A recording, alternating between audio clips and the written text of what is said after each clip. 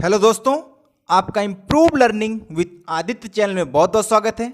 दोस्तों आज है 1 अगस्त 2020 और 1 अगस्त से रिलेटेड करंट अफेयर्स के जितने भी क्वेश्चन हैं वो मैं आप लोग के सामने लेके आया हूं।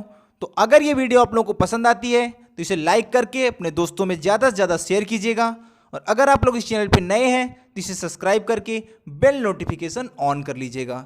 चलिए आज के पहले क्वेश्चन की तरफ चलते हैं।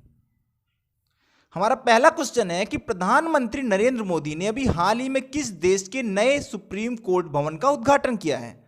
तो दोस्तों अभी प्रधानमंत्री नरेंद्र मोदी ने मॉरिशस के नए सुप्रीम कोर्ट भवन का उद्घाटन किया है। अब यह उद्घाटन मॉरिशस के सुप्रीम कोर्ट भवन का किया गया है। तो चलिए मॉरिशस के बारे में थोड़ा सा हम देख लेते हैं। दोस्तों मॉरिशस की कैपिटल है पोर्ट लुई और इसको यूनाइटेड किंगडम से स्वतंत्रता मिली थी 12 मार्च 1968 को। गणराज्य की घोषणा की गई 12 मार्च 1992 को। राष्ट्रपति हैं यहाँ के पृथ्वीराज सिंह रूपन और प्रधानमंत्री हैं प्रविंद जगन्नाथ, जिन्होंने अभी नरेंद्र मोदी जी के साथ मिलकर के वहाँ के सुप्रीम कोर्ट भवन का उद्घाटन किया।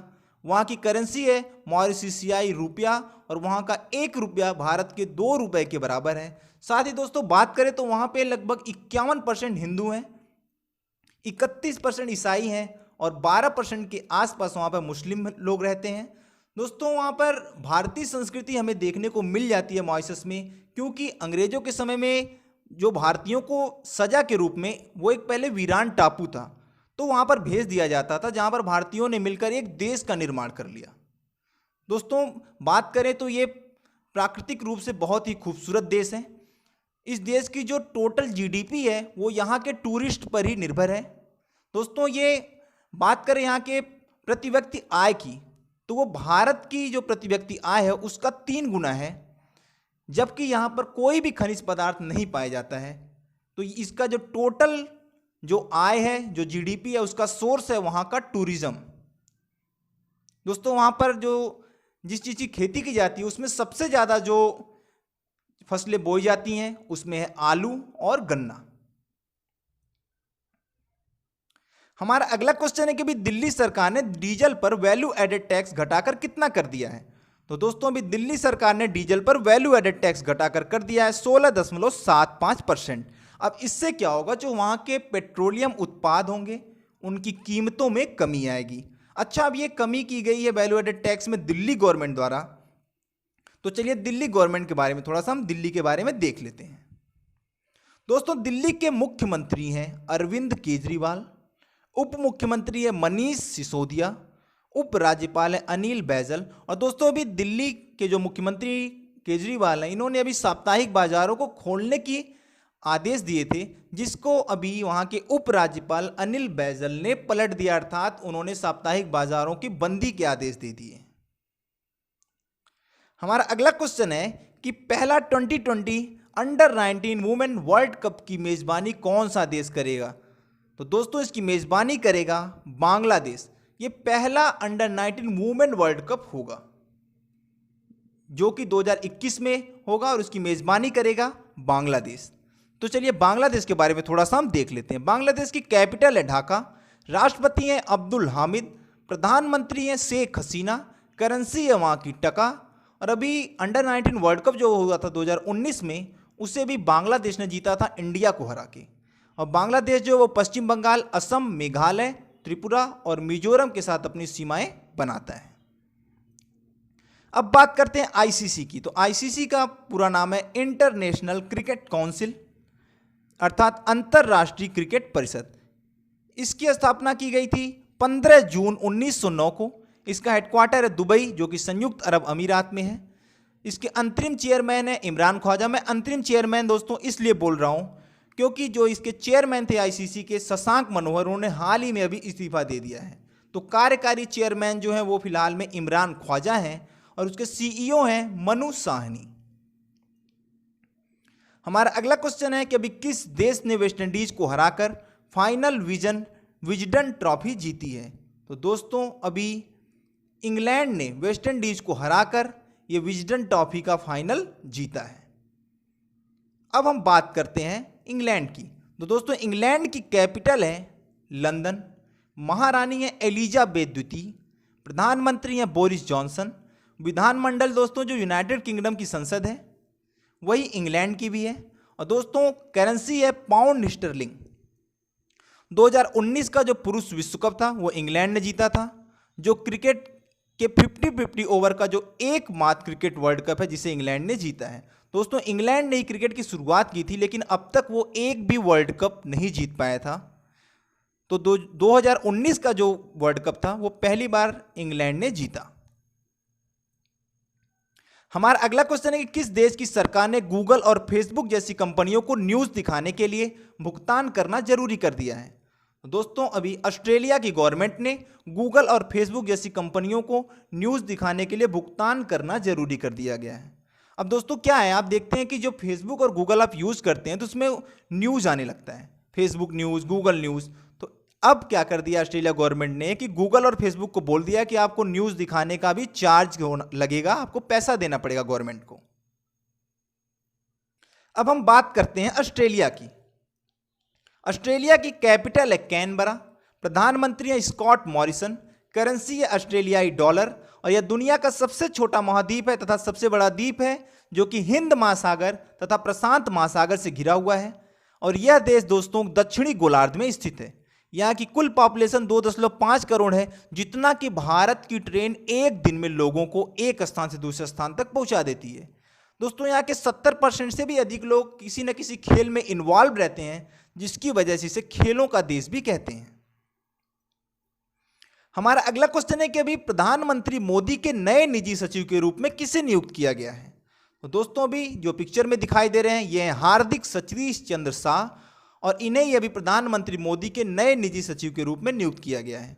दोस्तों बात करें सतीश चंद्र शाह की, तो दोस्तों ये 2010 बैच के गुजरात कैडर के IAS अधिकारी हैं, और इससे पहले ये पर्यावरण मंत्री प्रकाश जावड़ेकर के निजी सचिव रहे हैं।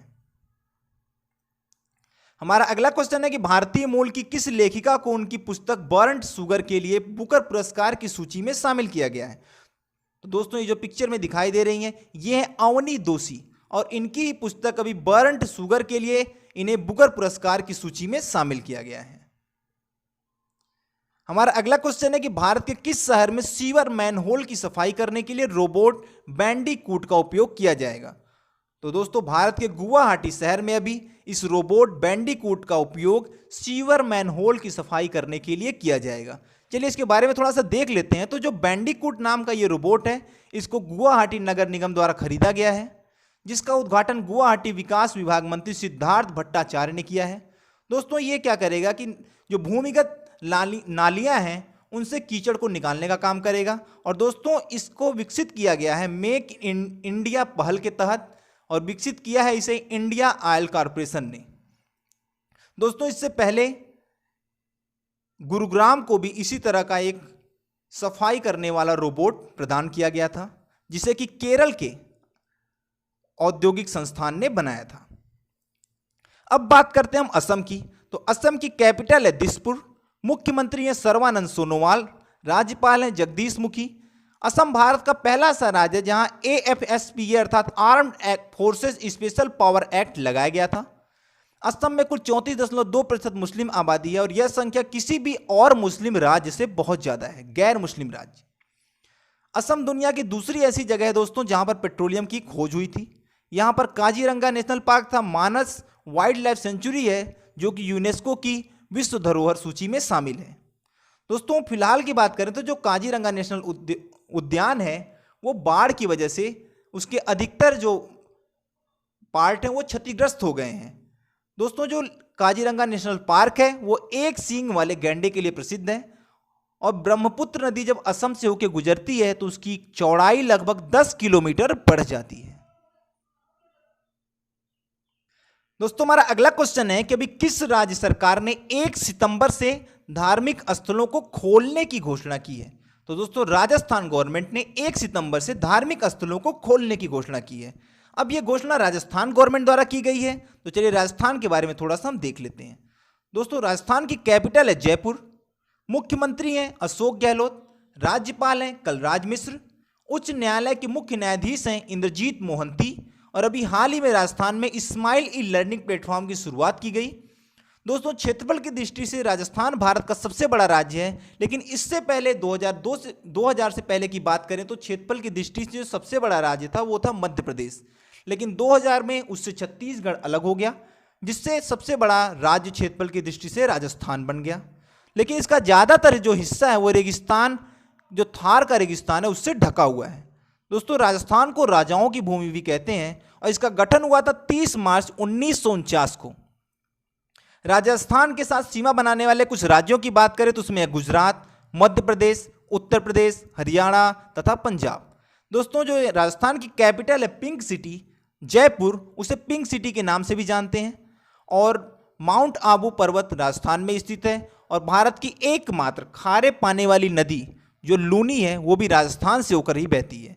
और दुनिया की सबसे शानदार ट्रेनों में से एक पैलेस ऑन व्हील वो भी राजस्थान से बनकर चलती है।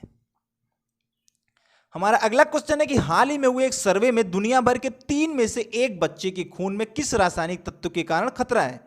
तो दोस्तों अभी हाल ही में एक सर्वे किया गया जिसमें पता चला कि जो दुनिया भर के जो 3 में से 1 बच्चे हैं उनके खून में लेड रासायनिक तत्व के कारण बहुत ज़्यादा खतरा है। अब दोस्तों लेड के बारे में बात करें तो इसका हमारे शरीर में किसी भी तरह का कोई भी उपयोग नहीं है और डॉक्टर की भाषा में इसे पॉइजन मानते हैं, शरीर के लिए एक जहर के बराबर है। दोस्तों हमारा अगला क्वेश्चन है कि इंटरनेशनल डे ऑफ फ्रेंडशिप कब मनाया जाता है। तो दोस्तों इंटरनेशनल डे ऑफ फ्रेंडशिप मनाया जाता है 30 जुलाई को। हमारा अगला क्वेश्चन है कि अभी किस देश ने सोशल मीडिया को विनियमित करने के लिए कानून पारित किया है। तो अभी मैंने आपको थोड़ी देर पहले बताया कि ऑस्ट्रेलिया ने सोशल मीडिया पर जो कुछ एप्लीकेशन है जैसे फेसबुक और गूगल, उनके न्यूज़ दिखाने पर उनके ऊपर चार्ज लगाने का फैसला किया है। तो उसी तरह से अब टर्की ने सोशल मीडिया को विनियमित करने के लिए कानून पारित किया है। अब यह कानून टर्की ने पारित किया है, तो चलिए इसके बारे में थोड़ा सा देख लेते हैं।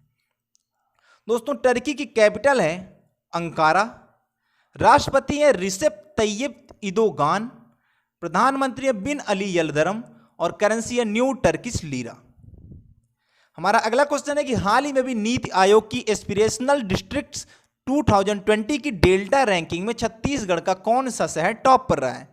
तो दोस्तों अभी छत्तीसगढ़ का बीजापुर शहर जो है वो नीति आयोग की एस्पिरेशनल डिस्ट्रिक्ट 2020 की डेल्टा रैंकिंग में टॉप पर रहा है। अब दोस्तों सबसे पहले हम देखते हैं नीति आयोग को, जिसका गठन हुआ था 1 जनवरी 2015 को। ये योजना आयोग का स्थान लिया था, उससे पहले योजना आयोग कार्यरत था। दोस्तों योजना आयोग और नीति आयोग में सबसे बड़ा अंतर मैं बता दूं कि जो योजना आयोग था उसमें राज्यों की जो भागीदारी थी वो लगभग नगण्य थी, जबकि नीति आयोग में राज्यों की भागीदारी परस्पर जो नीति आयोग के सदस्य हैं उनके बराबर है। अर्थात कोई भी अगर मान लीजिए कार्रवाई, कोई भी कार्य हो रहा है तो उसमें राज्यों की भी सलाह मुशवरा इसमें लिया जाता है। दोस्तों इसका हेडक्वार्टर है नई दिल्ली में। अध्यक्ष हैं भारत के प्रधानमंत्री, उपाध्यक्ष हैं राजीव कुमार और सीईओ हैं अमिताभ कांत। अब हम छत्तीसगढ़ के बारे में देख लेते हैं। दोस्तों छत्तीसगढ़ की कैपिटल है रायपुर, मुख्यमंत्री हैं भूपेश बघेल, राज्यपाल हैं अनुसुईया उइके और छत्तीसगढ़ के साथ सीमा बनाने वाले कुछ भारत के राज्य हैं वो है झारखंड, उड़ीसा, मध्य प्रदेश, महाराष्ट्र, उत्तर प्रदेश और आंध्र प्रदेश। हमारा अगला क्वेश्चन है दोस्तों अभी यूएन तथा आईसीओ एनजीओ ने कर्मवीर चक्र पुरस्कार से किसे सम्मानित किया है। तो दोस्तों ये जो पिक्चर में दिखाई दे रहे हैं ये है सुनील एस और इन्हें ही अभी यूएन तथा आईसीओ एनजीओ ने कर्मवीर चक्र पुरस्कार से सम्मानित किया है। दोस्तों इनके बारे में बात करूं तो इनका एक मोटिवेशनल चैनल है जो कि एसएस मोटिवेशनल नाम से है, जिसपे कि बहुत ज़्यादा आईएएस तथा पीसीएस अधिकारी भी जुड़े हुए हैं। तो दोस्तों ये उस पर मोटिवेशनल स्पीच देते हैं, शॉर्ट नोट्स लिखते हैं, लोगों को इंस्पायर करते हैं, जिसकी वजह से यूएन तथा आईसीओ एनजीओ ने कर्मवीर चक्र पुरस्कार से सम्मानित किया गया है। हाल ही में इनके जो फॉलोअर हैं इनसे प्रभावित होकर के दोस्तों इनकी जो इंस्टाग्राम पर फॉलोअरों की संख्या वो 2 लाख से भी अधिक हो चुकी है। हमारा अगला क्वेश्चन है कि हाल ही में आईसीआरए ने एमडी और ग्रुप सीईओ के रूप में किसे नियुक्त किया है। तो दोस्तों अभी आईसीआरए अर्थात इक्रा ने एमडी और ग्रुप सीईओ के रूप में जो पिक्चर में दिखाई दे रहे हैं यह एन शिवरामन और इन्हें ही अभी एमडी और ग्रुप सीईओ के रूप में नियुक्त किया गया है। दोस्तों बात करें ICRA की, तो ये एक रेटिंग एजेंसी है जिसे मूडीज रेटिंग एजेंसी का भी समर्थन प्राप्त है। तो मुझे उम्मीद है दोस्तों कि ये वीडियो आप लोगों को पसंद आई होगी, तो इसे ज़्यादा से ज़्यादा लाइक और दोस्तों में शेयर कीजिएगा। इसके अलावा दोस्तों मैं इस चैनल पे जीएस रिलेटेड और भी दूसरी वीडियोस अपलोड करता हूं। साथ ही साथ मैं डेली शाम को टेट सीटेट के टॉप 20 क्वेश्चंस की सीरीज भी लेके आता हूं। तो आप इस चैनल को सब्सक्राइब कर लीजिए, जिससे कोई भी वीडियो अगर मैं इस चैनल पे अपलोड करता हूं तो उसकी नोटिफिकेशन आप तक पहुंच जाया करेगी। धन्यवाद।